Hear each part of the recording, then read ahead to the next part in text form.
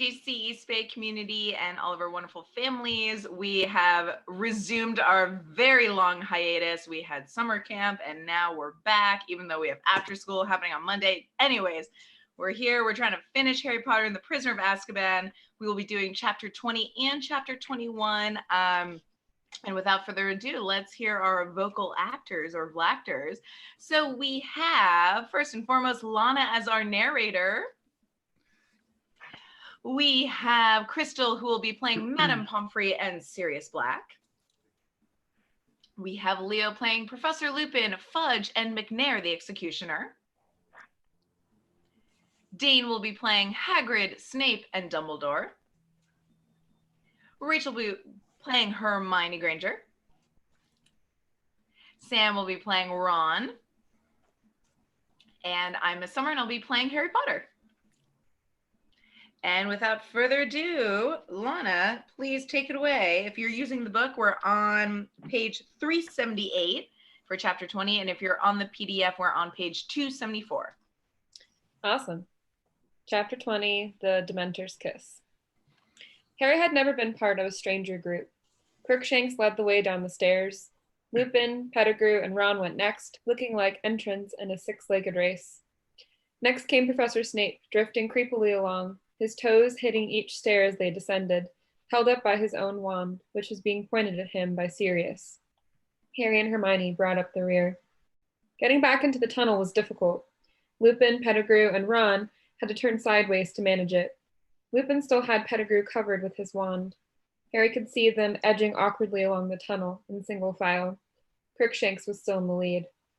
Harry went right after Black, who was making Snape drift along ahead of them.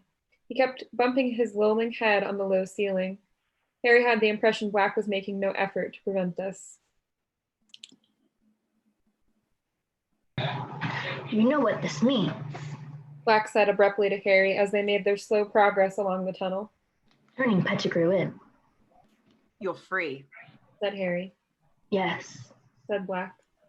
but I don't know if anyone ever told you. I'm your godfather. Yeah, I knew that. Said Harry. Well, your parents appointed me your guardian. Said Black stiffly. If anything happened to them, Harry waited.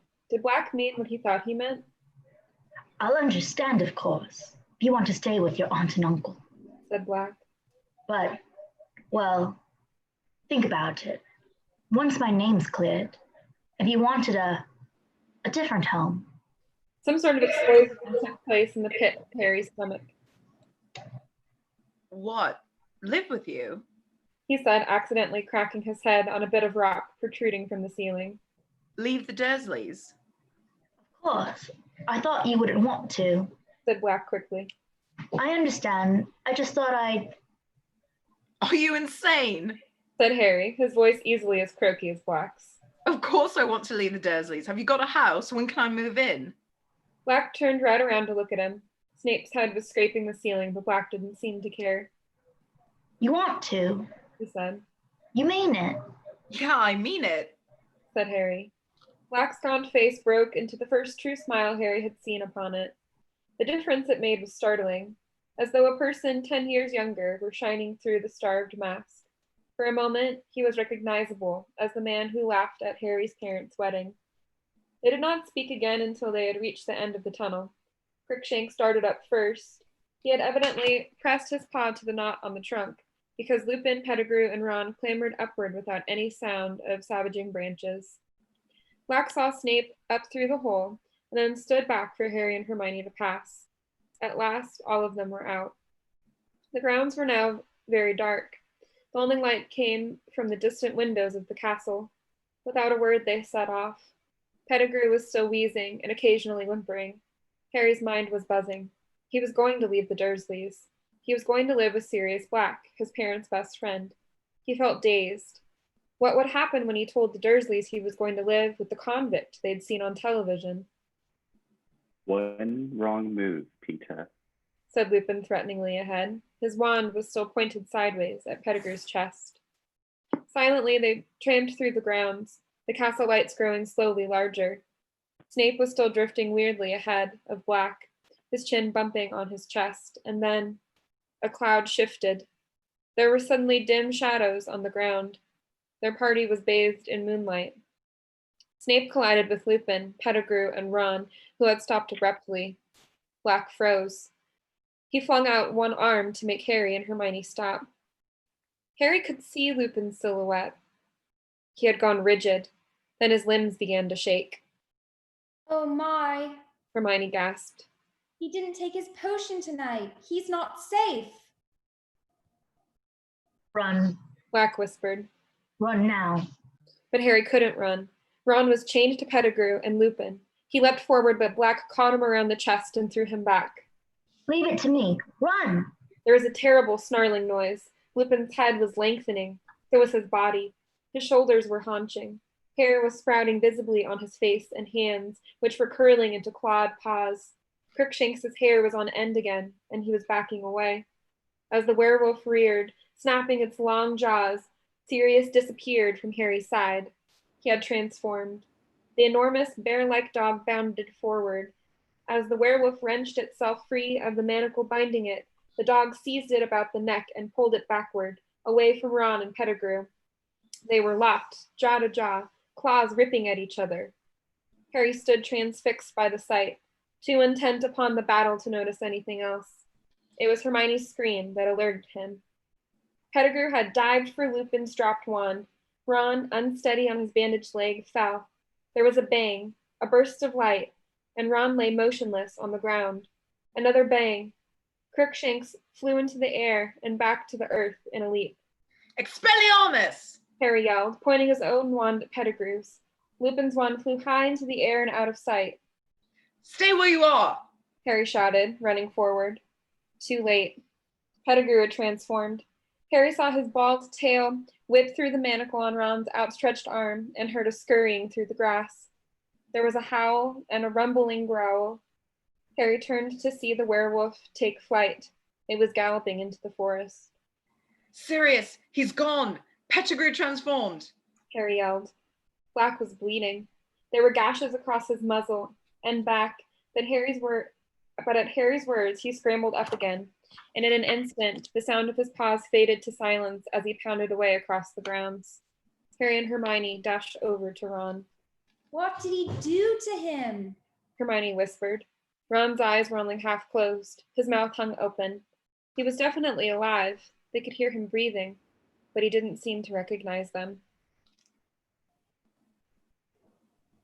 I don't know. Harry looked desperately around. Black and Lupin both gone. They had no one but Snape for company, still hanging, unconscious, in midair. We better get them up to the castle and tell someone, said Harry, pushing his hair out of his eyes, trying to think straight. Come. But then from beyond the range of their vision, they heard a yelping, a whining, a dog in pain. Sirius, Harry muttered, staring into the darkness. He had a moment's indecision, but there was nothing they could do for Ron at the moment, and by the sound of it, Black was in trouble. Harry set off at a run, Hermione right behind him. The yelping seemed to be coming from the ground near the edge of the lake. They pelted toward it, and Harry, running flat out, felt the cold without realizing what it must mean. The yelping stopped abruptly. As they reached the lake shore, they saw why. Sirius had turned into a man. He was crouched on all fours, his hands over his head. Oh, He moaned. no, please. And then Harry saw them. Dementors, at least 100 of them, gliding in a black mass around the lake toward them. He spun around, the familiar icy cold penetrating his insides, fog starting to obscure his vision.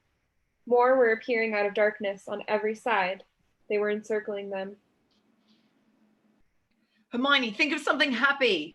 Harry yelled, raising his wand, blinking furiously to try and clear his vision, shaking his head to rid it of the faint screaming that had started inside it. I'm going to live with my godfather. I'm leaving the Dursleys. He forced himself to think of Black, and only Black, and began to chant. Expecto Patronum! Expecto Patronum! Black gave a shudder, rolled over, and lay motionless on the ground, pale as death. He'll be all right. I'm going to go and live with him. Expecto Patronum! Hermione, help me! Expecto Patronum! Expecto, Hermione whispered, expecto, expecto. but she couldn't do it. Their Dementors were closing in, barely 10 feet from them. They formed a solid wall around Harry and Hermione and were getting closer. Expecto Patronum! Harry yelled, trying to blot the screaming from his ears. Expecto Patronum! A thin wisp of silver escaped his wand and hovered like mist before him. At the same moment, Harry felt Hermione collapse next to him. He was alone, completely alone. Expecto Patronum! Harry felt his knees hit the cold grass. Fog was clouding his eyes. With a huge effort, he fought to remember. Sirius was innocent. Innocent. We'll be okay. I'm going to live with him. Expecto Patronum! He gasped. By the feeble light of his formless Patronus, he saw a Dementor halt very close to him. It couldn't walk through the cloud of silver mist Harry had conjured. A dead, slimy hand slid out from under the cloak. It made a gesture as though to sweep the Patronus aside. No. No! Harry gasped. He's innocent! Expecto Patronum! He could feel them watching him, hearing the rattling breath like an evil wind around him. The nearest Dementor seemed to be considering him. Then it raised both its rotting hands and lowered its head. Where there should have been eyes, there was only thin gray scabbed skin stretched blankly over empty sockets. But there was a mouth, a gaping, shapeless hole, sucking the air with the sound of a death rattle. A paralyzing terror filled Harry so that he couldn't move or speak. His Patronus flickered and died. White fog was blinding him. He had to fight. Expecto Patronum! Couldn't see, and in the distance he heard the familiar screaming. Expecto Patronum! He groped in the mist for Sirius and found his arm. They weren't going to take him. But a pair of strong, clammy hands suddenly attached themselves around Harry's neck. They were forcing his face upward. He could feel its breath. It was going to get rid of him first. He could feel its putrid breath. His mother was screaming in his ears. She was going to be the last thing he ever heard. And then, through the fog that was drowning him, he thought he saw a silvery light growing brighter and brighter. He felt himself fall forward onto the grass. Face down, too weak to move, sick and shaking, Harry opened his eyes. The Dementor must have released him. The blinding light was illuminating the grass around him. The screaming had stopped. The cold was ebbing away. Something was driving the Dementors back. It was circling around him and Black and Hermione. They were leaving. The air was warm again. With every ounce of strength he could muster, Harry raised his head a few inches and saw an animal amid the light, galloping away across the lake. Eyes blurred with sweat, Harry tried to make out what it was. It was as bright as a unicorn. Fighting to stay conscious, Harry watched it canter to a halt as it reached the opposite shore. For a moment, Harry saw, by its brightness, somebody welcoming it back, raising his hand to pat it. Someone who looked strangely familiar. But it couldn't be. Harry didn't understand. He couldn't think anymore. He felt the last of his strength leave him, and he hit his head, and his head hit the ground as he fainted. Chapter 21, Hermione's Secret. That's fudge.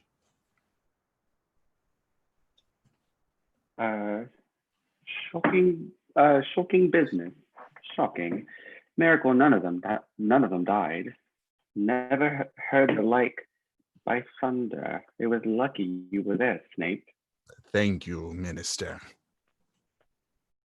Order of Merlin, second class, I'd say. First class, if I can wangle it.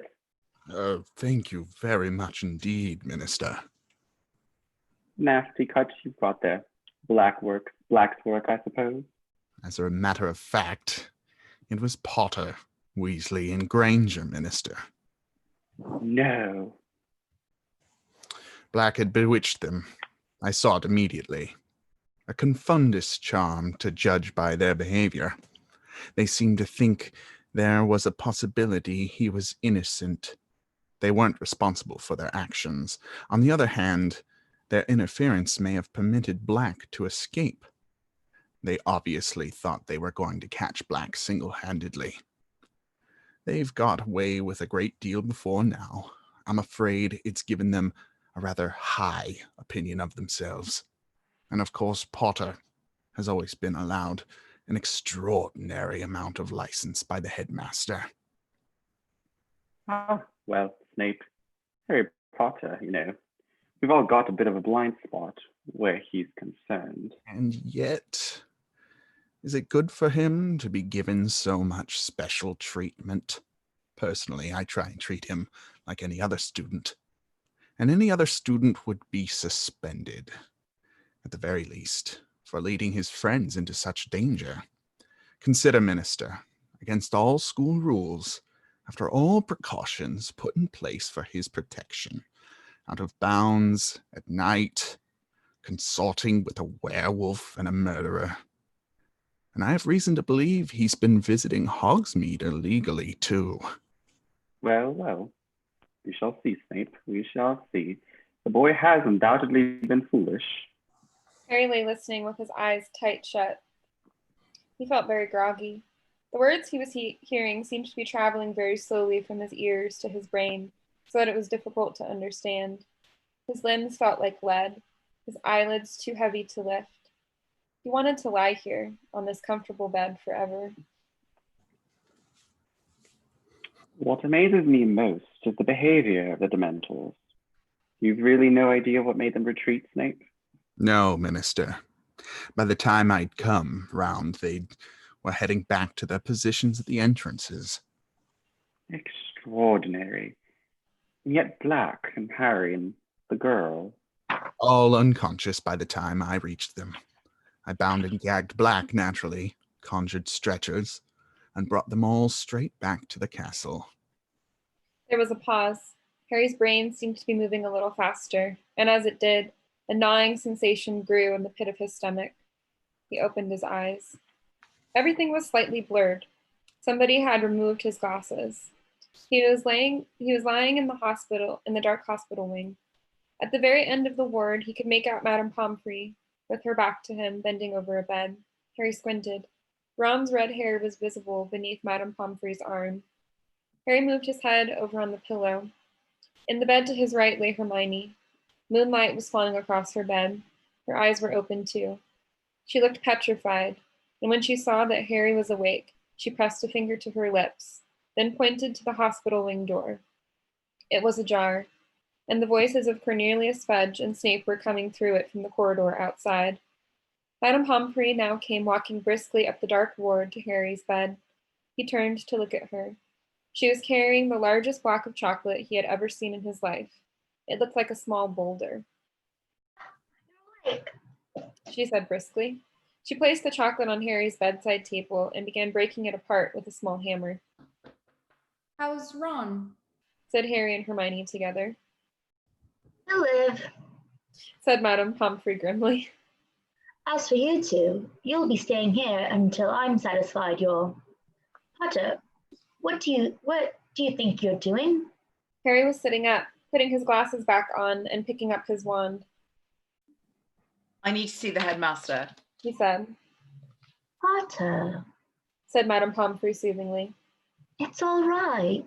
They've got Black. He's locked away upstairs. The Dementors will be performing the kiss any moment now. What? Harry jumped out of bed. Hermione had done the same, but his shout had been heard in the corridor outside. Next second, Cornelius Fudge and Snape had entered the ward. Harry, what's this? Said Fudge, looking agitated. You should be in bed. Have you had any chocolate? He asked Madame Pomfrey, anxiously. Minister, listen. Harry said. Sirius Black's innocent. Peter Pettigrew faked his own death. We saw him tonight. You can't let the Dementors do that thing to Sirius. But Fudge was shaking his head with a small smile on his face. Harry, you're very confused. You've been through a dreadful ordeal. Lie back down now. We've got everything under control. You haven't! Harry yelled. You got the wrong man. Minister, listen, please. Hermione said. She had hurried to Harry's side and was gazing imploringly into Fudge's face. I saw him too. It was Ron's rat. He's an animagus, Pettigrew, and... You see, Minister, Said Snape. confounded, both of them. Black's done a very good job on them. We're not confounded. Harry roared. Minister, Professor, Said Madame Pomfrey angrily. I must insist that you leave. Potter is my patient, and he should not be distressed. I'm not distressed. I'm trying to tell you what happened. Harry said furiously. If they just listen. But Madame Pomfrey suddenly stuffed a large chunk of chocolate into Harry's mouth. He choked, and she seized the opportunity to force him back onto the bed. Now, please, Minister, these children need care. Please leave. The door opened again. It was Dumbledore. Harry swallowed his mouthful of chocolate with great difficulty and got up again. Professor Dumbledore, Sirius Black. For heaven's sake, Said Madame Pomfrey hysterically. is this a hospital wing or not? Headmaster, I must insist. My apologies, Poppy, but I need a word with Mr. Potter and Miss Granger. Said Dumbledore calmly. I have just been talking to Sirius Black. I suppose he told you the same fairy tale he's planted in Potter's mind. Fat Snape. Something about a rat and Pettigrew being alive. That, indeed, is Black's story. Said Dumbledore, surveying Snape closely through his half-moon spectacles. And does my evidence count for nothing? Snarled Snape. Peter Pettigrew was not in the Shrieking Shack, nor did I see any sign of him on the grounds. That was because you were knocked out, Professor. Said Hermione earnestly. You didn't arrive in time to hear. Miss Granger, hold your tongue! Now, Snape. Said Fudge, startled. The young lady is disturbed in her mind. We must make allowances. I would like to speak to Harry and Hermione alone. Said Dumbledore abruptly. Cornelius, Severus, please leave us. Master, Sputtered Madame Pomfrey. they need treatment. They need rest. This cannot wait. Said Dumbledore. I must insist. Madame Pomfrey pursed her lips and strode away into her office at the end of the ward, slamming the door behind her. Fudge consulted the large gold pocket watch dangling from his waistcoat.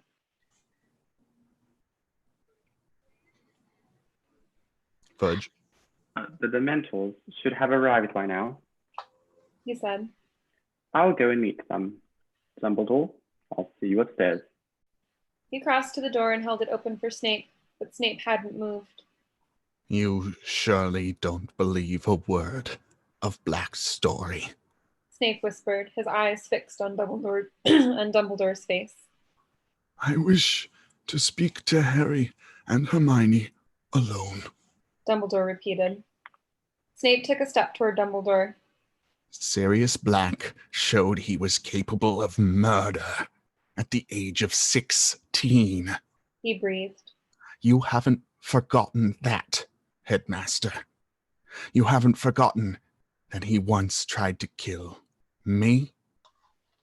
My memory is as good as it ever was, Severus, said Dumbledore quietly. Snape turned on his heel and marched through the door Fudge was still holding. It closed behind them, and Dumbledore turned to Harry and Hermione. They both burst into speech at the same time. Professor, bless the truth. We saw Pettigrew. He escaped when Professor Lupin turned into a werewolf. He's a rat. Pettigrew's front finger, he cut it off. Pettigrew attacked Ron. It wasn't serious. But Dumbledore held his hand up to stem the flood of explanations.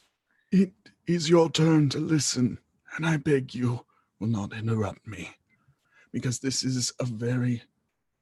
is very little time. He said quietly. There's not a shred of proof to support Black's story, except your word. And the word of 2 13-year-old wizards will not convince anybody. A street full of eyewitnesses, swore they saw Sirius murder Pettigrew. I myself gave evidence to the ministry that Sirius had been the Potter's secret keeper. Professor Lupin can tell you. Harry said, unable to stop himself. Professor Lupin is currently deep in the forest, unable to tell anyone anything. By the time he's human again, it will be too late. Sirius will be worse than dead. I might add that werewolves are so mistrusted by most of our kind that his support will count for very little, and the fact that he and Sirius are old friends. But Listen to me, Harry. It is too late. You understand me? You must see that Professor Snape's versions of events is far more convincing than yours. He hates Sirius. Hermione said desperately. All because of some stupid trick Sirius played on him. Sirius has not acted like an innocent man. The attack on the fat lady, entering Gryffindor Tower with a knife without Pettigrew alive or dead, we have no chance of overturning Sirius's sentence. you believe us. Yes, I do. Said Dumbledore quietly. But I have no power to make other men see the truth, or to overrule the Minister of Magic. Harry stared into the grave face and felt as though the ground beneath him were falling sharply away. He had grown used to the idea that Dumbledore could solve anything. He had expected Dumbledore to pull some amazing solution out of the air, but no, their last hope was gone. What we need, Said Dumbledore slowly, and his light blue eyes moved from Harry to Hermione. is more time. But, Hermione began, and then her eyes became very round. oh, Now pay attention. Said Dumbledore, speaking very low and very clearly. Sirius is locked in Professor Flitwick's office on the 7th floor, 13 window from the right of the West Tower. If all goes well, you'll be able to save more than one innocent life tonight. But remember this, both of you. You must not be seen. Miss Granger, you know the law. You know what is at stake. You must not be seen. Harry didn't have a clue what was going on. Dumbledore had turned on his heel and looked back as he reached the door. I'm going to lock you in. He It consulted is his watch. Oh, sorry. 5 minutes to midnight. Miss Granger, 3 turns should do it. Good luck. Good luck. Harry repeated as the door closed behind Dumbledore. 3 turns. What's he talking about? What are we supposed to do? But Hermione was fumbling with the neck of her robes, pulling from beneath them a very long, fine gold chain. Harry, come here. She said urgently. Quick! Harry moved toward her, completely bewildered. She was holding the chain out. He saw a tiny, sparkling hourglass hanging from it. Here. She had thrown the chain around his neck, too. Ready? She said breathlessly. What are we doing? Said Harry, completely lost. Hermione turned the hourglass over 3 times. The dark ward dissolved. Harry had the sensation that he was flying very fast, backward. A blur of colors and shapes rushed past him. His ears were pounding. He tried to yell but couldn't hear his own voice. And then he felt solid ground beneath his feet, and everything came into focus again. He was standing next to Hermione in the deserted entrance hall, and a stream of golden sunlight was falling across the paved floor from the open front doors. He looked wildly around at Hermione, the chain of the hourglass cutting into his neck. Hermione, what? In here. Hermione seized Harry's arm and dragged him across the hall to the door of a broom closet. She opened it, pushed him inside among the buckets and mops, then slammed the door behind them. What? How? Hermione, what happened? We've gone back in time. Hermione whispered, lifting the chain off Harry's neck in the darkness. 3 hours back. Harry found his own leg and gave it a very hard pinch. It hurt a lot, which seemed to rule out the possibility that he was having a very bizarre dream. But Shh! Listen, someone's coming. I think it might be us. Hermione had her ear pressed against the cupboard door. Footsteps across the hall. Yes, I think it's us going down to Hagrid's. Are you telling me Harry whispered. that we're here in this cupboard and we're out there too? Yes, Said Hermione, her ear still glued to the cupboard door. I'm sure it's us. It doesn't sound like more than 3 people, and we're walking slowly because we're under the invisibility cloak. She broke off, still listening intently. We've gone down the front steps. Hermione sat down on an upturned bucket, looking desperately anxious, but Harry wanted a few questions answered. Where did you get that hourglass thing? It's called a time turner, Hermione whispered. and I got it from Professor McGonagall on our first day back. I've been using it all year to get to all my lessons. Professor McGonagall made me swear I wouldn't tell anyone. She had to write all sorts of letters to the Ministry of Magic so I could have one. She had to tell them that I was a model student and that I'd never, ever use it for anything except my studies. I've been turning it back so I could do hours over again. That's how I've been doing several lessons at once. See? But Harry, I don't understand what Dumbledore wants us to do. Why did he tell us to go back 3 hours? How's that going to help Sirius? Harry stared at her shadowy face. There must be something that happened around now he wants us to change. He said slowly. What happened? We were walking down to Hagrid's 3 hours ago. This is 3 hours ago, and we are walking down to Hagrid's. Said Hermione. We just heard ourselves leaving. Harry frowned. He felt as though he were screwing up his whole brain in concentration. Dumbledore just said we could save more than one innocent life. And then it hit him. Hermione, we're going to save Buckbeak. But how will that help Sirius? Dumbledore said he just told us where the window is, the window of Flitwick's office, where they've got Sirius locked up. We've got to fly Buckbeak up to the window and rescue Sirius. Sirius can escape on Buckbeak. They can escape together. From what Harry could see of Hermione's face, she looked terrified. If we manage that without being seen, it'll be a miracle. Well, we've got to try, haven't we? Said Harry. He stood up and pressed his ear against the door. Doesn't sound like anyone's there. Come on, let's go. Harry pushed open the closet door.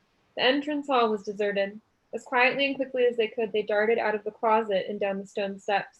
The shadows were already lengthening, the tops of the trees in the forbidden forest, gilded once more with gold. If anyone's looking out of the window, Hermione squeaked, looking up at the castle behind them. We'll run for it. Said Harry determinedly. Straight into the forest, all right? We'll have to hide behind a tree or something and keep a lookout. okay, but we'll go around by the greenhouses. Said Hermione breathlessly. We need to keep out of sight of Hagrid's front door, or will see us. We must be nearly at Hagrid's by now. Still working out what she meant, Harry set off at a sprint, Hermione behind him. They tore across the vegetable gardens to the greenhouses, paused for a moment behind them, then set off again, fast as they could, skirting around the Whomping Willow, tearing toward the shelter of the forest. Safe in the shadows of the trees, Harry turned around. Seconds later, Hermione arriving beside him, panting. Right. She gasped. We need to sneak over to Hagrid's. Keep out of sight, Harry. They made their way silently through the trees, keeping to the very edge of the forest. Then as they glimpsed the front of Hagrid's house, they heard a knock upon his door. They moved quickly behind a wide oak trunk and peered from either side. Hagrid had appeared in his doorway, shaking and white, looking around to see who had knocked. And Harry heard his own voice. It's us. We're wearing the invisibility cloak. Let us in. We can take it off. You shouldn't have come. Hagrid whispered. He stood back and then shut the door quickly. This is the weirdest thing we've ever done. Harry said fervently. Let's move along a bit. Hermione whispered. We need to get nearer to Buckbeak. They crept through the trees until they saw the nervous hippogriff tethered to the fence around Hagrid's pumpkin patch. Now? Harry whispered. No. Said Hermione. We steal him now, those committee people will think Hagrid set him free. We've got to wait until they've seen he's tied outside. That's going to give us about 60 seconds. said Harry. This was starting to seem impossible. At that moment, there was a crash of breaking china from inside Hagrid's cabin. That's Hagrid breaking the milk jug. Hermione whispered. I'm going to find Scabbers in a moment. Sure enough, a few minutes later, they heard Hermione's shriek of surprise. Hermione, Said Harry suddenly. what if we just run in there and grab Pettigrew? No. Said Hermione in a terrified whisper. Don't you understand? We're breaking one of the most important wizarding laws. Nobody's supposed to change time. Nobody. You heard Dumbledore. If we're seen... We'd only be seen by ourselves and Hagrid. Harry, what do you think you'd do if you saw yourself bursting into Hagrid's house? Said Hermione. I think I'd gone mad.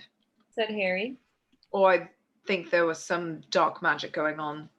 Exactly. You wouldn't understand. You might even attack yourself. Don't you see? Professor McGonagall told me what awful things have happened when wizards have meddled with time. Loads of them ended up killing their past or future selves by mistake. Okay. Said Harry. It was just an idea. I just thought. But Hermione nudged him and pointed toward the castle. Harry moved his head a few inches to get a clear view of the distant front doors. Dumbledore, Fudge, the old committee member, and McNair, the executioner, were coming down the steps.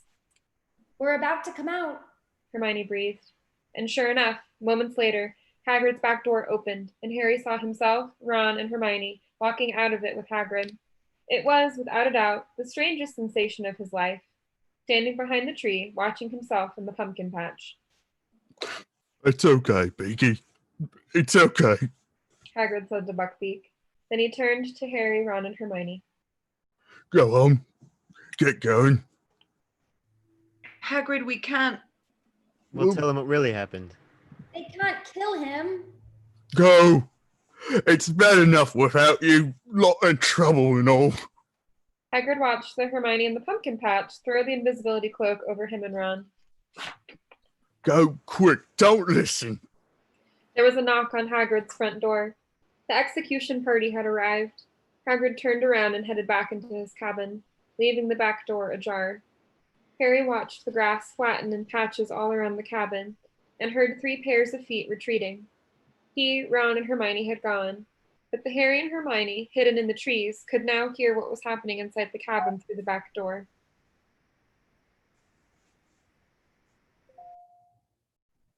Where is the beast? Came the cold voice of McNair. Outside? Hagrid croaked. Harry pulled his head out of sight as McNair's face appeared at Hagrid's window, staring out at Buckbeak. Then they heard Fudge. We have to read you the official notice of execution, Hagrid. I'll make it quick, and then you and McNair need to sign it. McNair, you're supposed to listen too. That's procedure. McNair's face vanished from the window. It was now or never. Wait here. Harry whispered to Hermione. I'll do it. As Fudge's voice started again, Harry darted out from behind his tree, vaulted the fence into the pumpkin patch, and approached Buckbeak. It is the decision of the Committee for the Disposal of Dangerous Creatures that the Hippogriff Buckbeak, hereafter called the Condemned, shall be executed on the 6th of June at sundown. Careful not to blink, Harry stared up into Buckbeak's fierce orange eyes once more and bowed. Buckbeak sank to his scaly knees and stood up again. Harry began to fumble with the knot of the rope tying Buckbeak to the fence. Sentenced to execution by beheading, to be carried out by the committee's appointed executioner, Walden McNair. Come on, Buckbeak. Harry murmured. Come on, we're going to help you. Quietly, quietly. As witnessed below, Hagrid, you sign here. Harry threw all his weight onto the rope, but Buckbeak had dug in his front feet. Well, let's get this over with, said the reedy voice of the committee member from inside Hagrid's cabin. Hagrid, perhaps it will be better if you stay inside. No, I want to be with him. I don't want him to be alone. Footsteps echoed from within the cabin. Buckbeak, move! Harry hissed. Harry tugged harder on the rope around Buckbeak's neck. The hippogriff began to walk, rustling its wings irritably. They were still 10 feet away from the forest, in plain view of Hagrid's back door. One moment, please, McNair. Came Dumbledore's voice. You need to sign, too. The footsteps stopped. Harry heaved on the rope. Buckbeak snapped his beak and walked a little faster. Hermione's white face was sticking out from behind a tree. Harry, hurry! She mouthed. Harry could still hear Dumbledore's voice talking from within the cabin. He gave the rope another wrench. Buckbeak broke into a grudging trot. They had reached the trees. Quick, quick! Hermione moaned, darting out from behind her tree, seizing the rope too, and adding her weight to make Buckbeak move faster. Harry looked over his shoulder.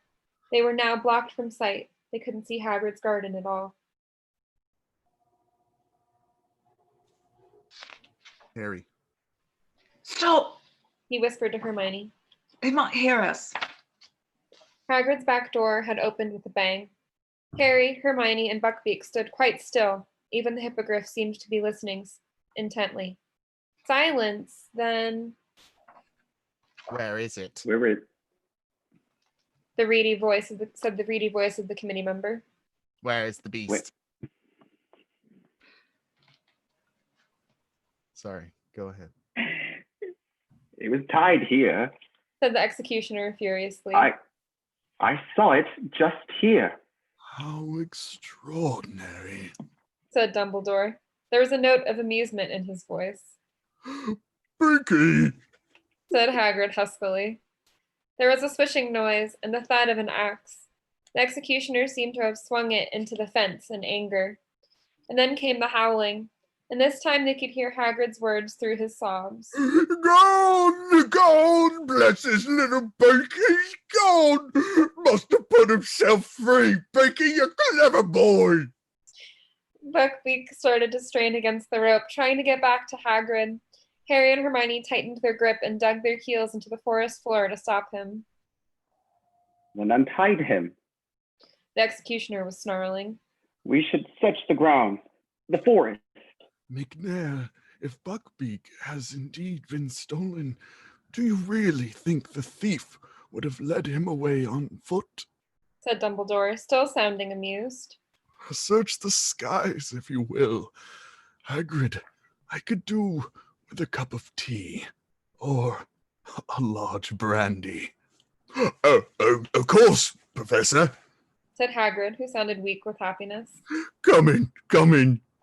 Harry and Hermione listened closely. They heard footsteps, the soft cursing of the executioner, the snap of the door, and then silence once more. Now what? Whispered Harry, looking around. We'll have to hide in here. Said Hermione, who looked very shaken. We need to wait until they've gone back to the castle. Then we wait until it's safe to fly Buckbeak up to Sirius's window. He won't be there for another couple of hours. Oh, this is going to be difficult. She looked nervously over her shoulder into the depths of the forest. The sun was setting now. We're going to have to move. Said Harry, thinking hard. We've got to be able to see the Whomping Willow, or we won't know what's going on. Okay, Said Hermione, getting a firmer grip on Buckbeak's rope. but we've got to keep out of sight, Harry, remember? They moved around the edge of the forest, darkness falling thickly around them, until they were hidden behind a clump of trees, which through they could make out the window. The willow. There's Ron! Said Harry suddenly. A dark figure was sprinting across the lawn, and its shout echoed through the still night air. Get away from him. Get away. Scabbers, come here. And then they saw two more figures materialize out of nowhere. Harry watched himself and Hermione chasing after Ron, and then he saw Ron dive. Gotcha. Get off, you stinking cat. There's Sirius. Said Harry. The great shape of the dog had bounded out from the roots of the willow. They saw him bowl over Harry and then seize Ron. Looks even worse from here, doesn't it? Said Harry, watching the dog pulling Ron into the roots. Ouch. Look, I just got walked by that tree. And so did you. This is weird. The Whomping Willow was creaking and lashing out with its lower branches. They could see themselves darting here and there, trying to reach the trunk. and then the tree froze, That was Crookshanks pressing the knot. said Hermione. And there we go. Harry muttered. We're in. The moment they disappeared, the tree began to move again. Seconds later, they heard footsteps quite close by. Dumbledore, McNair, Fudge, and the old committee member were making their way up to the castle, Right after we'd gone down into the passage. said Hermione. Only Dumbledore had come with us. McNair and Fudge would have come too. Said Harry bitterly. I bet you anything Fudge would have told McNair to murder Sirius on the spot. They watched the four men climb the castle steps and disappear from view. For a few minutes, the scene was deserted. Then, Here comes Lupin, said Harry, and they saw another figure sprinting down the stone steps and hurrying toward the willow. Harry looked up at the sky. Clouds were obscuring the moon completely. They watched Lupin seize a broken branch from the ground and prod the knot on the trunk. The tree stopped fighting, and Lupin too disappeared into the gap in its roots, If he'd only grabbed the cloak. said Harry. It's just lying there. He turned to Hermione. If I just dashed out now and grabbed it, Snape never be able to get it, and Harry, we mustn't be seen. how can you stand this? He asked Hermione fiercely. Just standing here and watching it happen. He hesitated. I'm going to grab the cloak. Harry, no! Hermione seized the back of Harry's robes, not a moment too soon. Just then they heard a burst of song. It was Hagrid, making his way up to the castle, singing at the top of his voice and weeping quietly as he walked. A large bottle was swinging from his hand.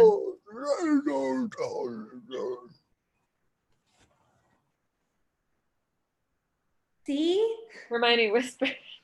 See what would have happened? We've got to keep out of sight. No, Buckbeak. Hippogriff was making frantic attempts to get to Hagrid again. Harry seized his rope too, straining to hold Buckbeak back. They watched Hagrid meander tipsily up to the castle. He was gone. Buckbeak stopped fighting to get away. His head drooped sadly. Barely 2 minutes later, the castle doors flew open yet again, and Snape came charging out of them, running toward the willow. Harry's fists clenched as they watched Snape skid to a halt next to the tree. Looking around, he grabbed the cloak and held it up. Filthy hands off of it. Harry snarled under his breath. Shh. Snape seized the branch Lupin had used to freeze the tree, prodded the knot, and vanished from view as he put on the cloak. So that's it. Said Hermione quietly. We're all down there, and now we've just got to wait until we come back up again. She took the end of Buckbeak's rope and tied it securely around the nearest tree, then sat down on the dry ground, her arms around her knees. Harry, there's something I don't understand. Why didn't the Dementors get Sirius? I remember them coming, and then I think I passed out. There were so many of them. Harry sat down too. He explained what he'd seen. How as the nearest Dementor had lowered its mouth to Harry's, a large silver something had come galloping across the lake and forced the Dementors to retreat. Hermione's mouth was slightly open by the time Harry had finished. But what was it? There's only one thing it could have been to make the Dementors go. Said Harry. A real Patronus. A powerful one. But who conjured it? Harry didn't say anything.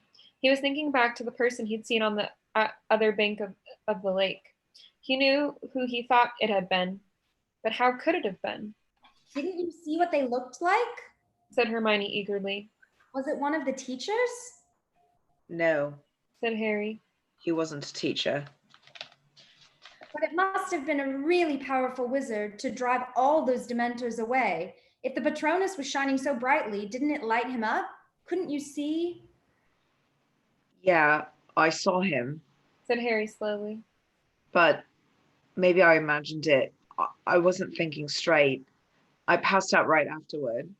Who did you think it was? I think Harry swallowed, knowing how strange this was going to sound. it was my dad. Harry glanced up at Hermione and saw that her mouth was fully open now. She was gazing at him with a mixture of alarm and pity. Harry, your dad's, well, dead. She said quietly. I know that. Said Harry quickly. You think you saw his ghost? I don't know. No, he looked solid. But then... Maybe I was seeing things. Said Harry. But from what I could see, It looks like him. I've got photos of him. Hermione was still looking at him, as though worried about his sanity. I know it sounds crazy, said Harry flatly. He turned to look at Buckbeak, who was digging his beak into the ground, apparently searching for worms. But he really wasn't watching Buckbeak. He was thinking about his father, and about his father's 3 oldest friends, Moony, Wormtail, Podfoot, and Prom. Had all 4 of them been out on the grounds tonight? Wormtail had reappeared this evening when everyone had thought he was dead. Was it so impossible his father had done the same? Had he been seeing things across the lake? The figure had been too far away to see distinctly, yet he had felt sure for a moment before he lost consciousness. The leaves overhead rustled faintly in the breeze. The moon drifted in and out of sight behind the shifting clouds. Hermione sat with her face turned toward the willow, waiting. Then at last, after over an hour, "Here we come," Hermione whispered. She and Harry got to their feet. Buckbeak raised his head. They saw Lupin, Ron, and Pettigrew clambering awkwardly out of the hole in its roots. Then came Hermione, then the unconscious Snape drifting weirdly upward. Next came Harry and Black. They all began to walk toward the castle. Harry's heart was starting to beat very fast. He glanced up at the sky. Any moment now, that cloud was going to move aside and show the moon. "Harry, Hermione muttered, as though she knew exactly what he was thinking. we've got to stay put. We mustn't be seen. There's nothing we can do." So we're just going to let Pettigrew escape all over again? Said Harry quietly. "How do you expect to find a rat in the dark?" Snapped Hermione. "There's nothing we can do. We came back to help Sirius. We're not supposed to be doing anything else." All right. The moon slid out from behind its clouds. They saw the tiny figures across the ground stop, and then they saw movement. "There goes Lupin," Hermione whispered. "He's transforming." Hermione, Said Harry suddenly. we've got to move. "We mustn't. I keep telling you." Not to interfere. Lupin's going to run to the forest right at us. Hermione gasped. "Quick! She moaned, dashing to untie Buckbeak. Quick! Where are we going to go? Where are we going to hide? The Dementors will be coming any moment." Back to Hagrid's. Said Harry. It's empty now. Come on. They ran as fast as they could, Buckbeak cantering along behind them. They could hear the werewolf howling behind them. The cabin was in sight. Harry skidded to the door, wrenched it open, and Hermione and Buckbeak flashed past him. Harry threw himself in after them and bolted the door. Fang the boarhound barked loudly. "It's us." Said Hermione, hurrying over and scratching behind his ears to quiet him. "That was really close." She said to Harry. Yeah. Harry was looking out of the window. It was much harder to see what was going on from here. Buckbeak seemed happy to find himself back inside Hagrid's house. He lay down in front of the fire, folded his wings contentedly, and seemed ready for a good nap. I think I'd better go outside again, Said Harry slowly. I can't see what's going on. We won't know when it's time. Hermione looked up. Her expression was suspicious. I'm not going to try and interfere. Said Harry quickly. But if we don't see what's going on, how are we going to know when it's time to rescue Sirius? "Well, okay then. I'll wait here with Buckbeak. But Harry, be careful. There's a werewolf out there. And the Dementors." Harry stepped outside again and edged around the cabin. He could hear yelping in the distance. That meant the Dementors were closing in on Sirius. He and Hermione would be running to him any moment. Harry stared out toward the lake, his heart doing a kind of drum roll in his chest. Whoever had sent that Patronus would be appearing at any moment.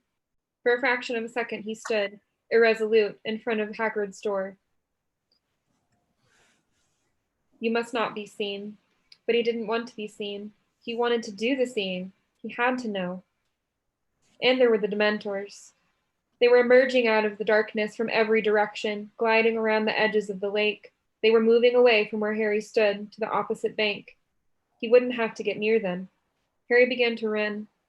He had no thought in his head except his father. If it was him, if it was really him, he had to know, had to find out. The lake was coming nearer and nearer, but there was no sign of anybody. On the opposite bank, he could see tiny glimmers of silver, his own attempts at a Patronus. There was a bush at the very edge of the water. Harry threw himself behind it, peering desperately through the leaves. On the opposite bank, the glimmers of silver were suddenly extinguished. A terrified excitement shot through him. Any moment now.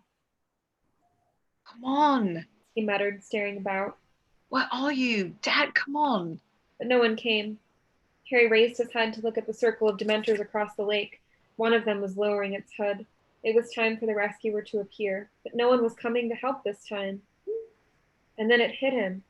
He understood. He hadn't seen his father. He had seen himself. Harry flung himself out from behind the bush and pulled out his wand. Expecto Patronum! He yelled.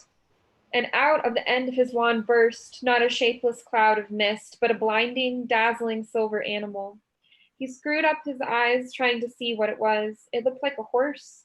It was galloping silently away from him, across the black surface of the lake. He saw it lower its head and charge at the swarming Dementors. Now it was galloping around and around the black shapes on the ground, and the Dementors were falling back, scattering, retreating into the darkness. They were gone. The Patronus turned. It was cantering back toward Harry across the still surface of the water. It wasn't a horse. It wasn't a unicorn either. It was a stag. It was shining brightly as the moon above. It was coming back to him. It stopped on the bank. Its hooves made no mark on the soft ground as it stared at Harry with its large silver eyes. Slowly, it bowed its antlered head, and Harry realized.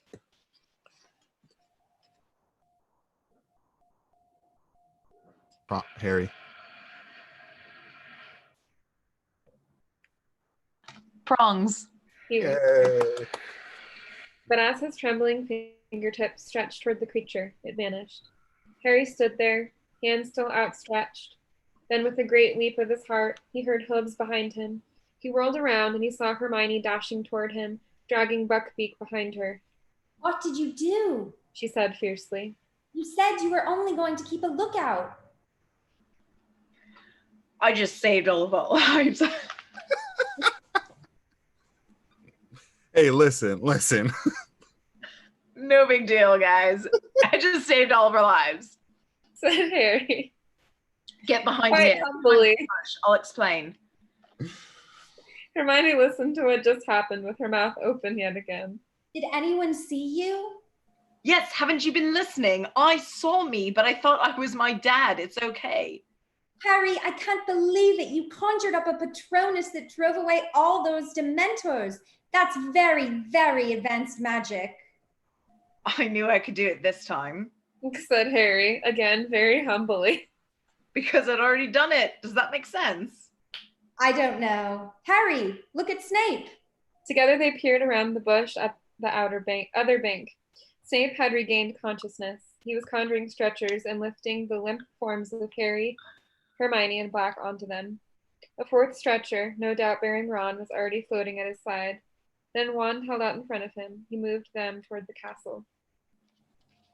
Right, it's nearly time, said Hermione tensely, looking at her watch. We've got about 45 minutes until Dumbledore locks the door to the hospital wing. We've got to rescue Sirius and get back into the ward before anyone realizes we're missing. They waited, watching the moving clouds reflected in the lake, while the bush next to them whispered in the breeze. Buckbeak, bored, was ferreting for worms. Do you reckon he's up there yet? Said Harry, checking his watch. He looked up at the castle and began counting the windows to the right of the west tower. Look! Hermione whispered. Who's that? Someone's coming back out of the castle. Harry stared through the darkness. The man was hurrying across the grounds toward one of the entrances. Something shiny glinted in his belt. McNair, said Harry. The executioner. He's going to get the Dementors. This is it, Hermione. Hermione put her hands on Buckbeak's back and Harry gave her a leg up. Then he placed his foot on one of the lower branches of the bush and climbed up in front of her. He pulled Buckbeak's rope back over his neck and tied it to the other side of his collar like reins. Ready? He whispered to Hermione. You better hold on to me. He nudged Buckbeak's sides with his heels. Buckbeak soared straight into dark air. Harry gripped his flanks with his knees, feeling the great wings rising powerfully beneath him. Hermione was holding Harry very tight around the waist. He could hear her muttering. Oh no, I don't like this. Oh, I really don't like this. Harry urged Buckbeak forward. They were gliding quietly toward the upper floors of the castle. Harry pulled hard on the left-hand side of the rope, and Buckbeak turned. Harry was trying to count the windows flashing past. Whoa. He said, pulling backward as hard as he could. Buckbeak slowed down and they found themselves at a stop, unless you counted the fact that they kept rising up and down several feet as the hippogriff beat his wings to remain airborne. He's there. But Harry said, spotting Sirius as they rose up beside the window. He reached out, and as Buckbeak's wings fell, he was able to tap sharply on the glass. Black looked up. Harry saw his jaw drop. He leapt from his chair, hurried to the window, and tried to open it, but it was locked. Stand back. Hermione called to him, and she took out her wand, still gripping the back of Harry's ribs with her left hand. Aloha Mora. The window sprang open. How? Said Black weakly, staring at the hippogriff. Get on, there's not much time. Said Harry, gripping Buckbeak firmly on either side of his sleek neck to hold him steady. You've got to get out of here. The Dementors are coming. McNair's gone to get them. Black placed a hand on either side of the window frame and heaved his head and shoulders out of it. It was very lucky he was so thin. In seconds, he had managed to fling one leg over Buckbeak's back and pull himself onto the hippogriff behind Hermione. Okay, Buckbeak, up, said Harry, shaking the rope. Up to the tower, come on. The hippogriff gave one sweep of its mighty wings, and they were soaring upward again, high as the top of the west tower. Buckbeak landed with a clatter on the battlements, and Harry and Hermione slid off him at once. Sirius, you better go quick. Harry panted. They'll reach Flitwick's office any moment. They'll find out you're gone. Buckbeak pawed the ground, tossing his sharp head. What happened to the other boy? Ron, croaked Sirius. He's going to be okay. He's still out of it, but Madame Pomfrey says she'll be able to make him better. Quick, go. But Black was still staring down at Harry. How can I ever think? Go! Harry and Hermione shouted together. Black wheeled Buckbeak around, facing the open sky. We'll see each other again, he said. You are truly your father's son, Harry. He squeezed Buckbeak's sides with his heels. Harry and Hermione jumped back as the enormous wings rose once more. The hippogriff took off into the air. He and his rider became smaller and smaller as Harry gazed after them, and then a cloud drifted across the moon. They were gone. We're going to pause there with chapter 22, and hopefully we will resume. Oh my God, we're so close to the end. I think this is the last chapter. Wow. Okay, we have one more chapter to go. Hopefully we'll get to knock it out maybe tomorrow or maybe early next week. Thank you all so much. We hope you're having a wonderful Thursday and a great rest of your week. And we'll see you soon. Bye, everyone. Thank you.